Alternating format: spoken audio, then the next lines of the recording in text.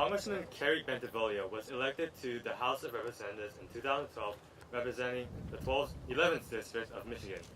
Congressman Kerry Bentivolio, a Michigan native, has been making a difference in his community of Milford for nearly 30 years. Kerry's background includes military service, business, automotive, design, real estate, political activism, education, and community involvement.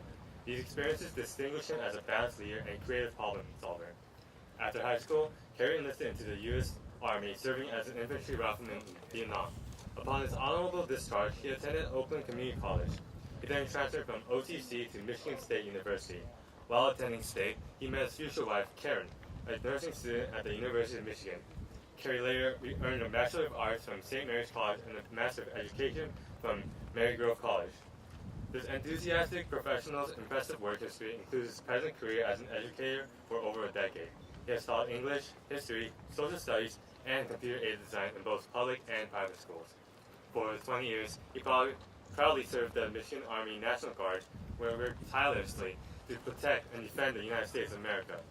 He served with the military police on the home front during Desert Storm and in Iraq in 2007.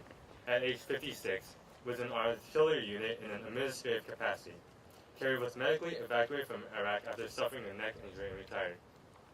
Currently, Congressman Bentivolio serves under the following committees: Subcommittee on Oversight and Government Reform, Subcommittee on National Security, Subcommittee on Economic Growth, Job Creation and Regulatory Affairs, Committee on Small Business, Subcommittee on Contracting and Workforce, Subcommittee on Investigations, Oversight, and Regulations. Please help me welcome Kerry Bentivolio.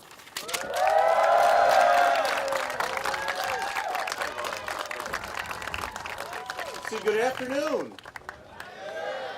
It was nice to hear Jesus is the Lord.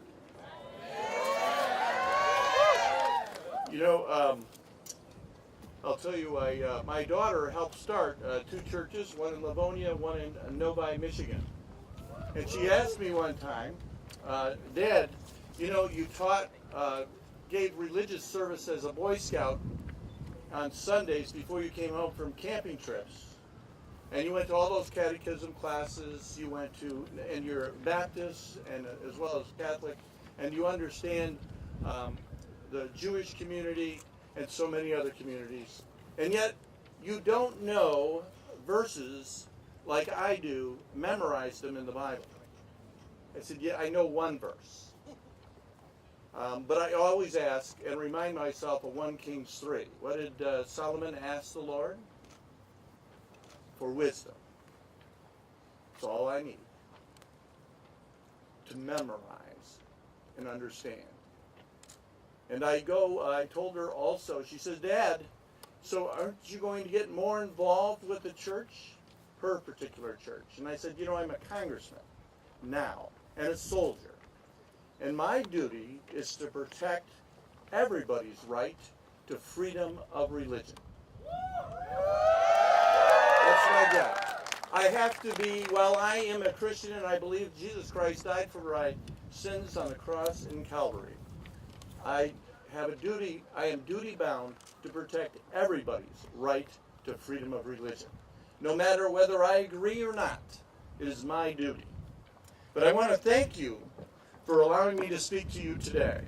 I know you are all fighting for the rights of North Koreans. You are trying to be a voice of freedom on the Korean Peninsula. I have similarly tried to be a voice of freedom as well. On the floor of Congress, I spoke out about the Christian persecution in the Middle East. In Taiwan, I went to speak about the persecution of people of religion and faith in mainland China and in North Korea as well. I have, last year I co-sponsored H.R. 1771, the North Korean Sanctions Enforcement Act of 2013, which sought to strengthen existing financial, economic, shipping, and human rights sanctions on North Korea. Like you, I am concerned about the rights of North Koreans, and I am glad you have been able to take action on this issue. The return of North Korean refugees from China, the persecution of peaceful and innocent civilians, and religious oppression are all important issues to me. North Korea has also severely damaged its environment leading to waves of starvation and hunger. I don't want to see innocent people suffering anywhere in the world. Continual pressure is necessary to realize reforms in North Korea. Groups like the Korean Church Coalition, among others, are vital to providing a voice for those who can't speak for themselves. We need to work together to protect the freedom of people everywhere, especially where they are most oppressed. I want to wish you all good luck and Godspeed. And I have a motto that I'd like you to follow as well.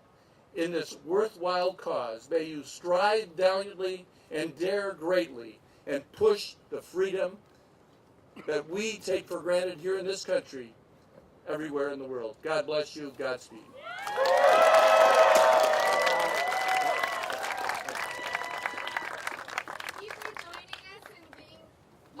In being a voice for freedom in North Korea, here's a folder that outlines our issues, priorities, and goals. Thank you. Please accept this Voice for Freedom t-shirt.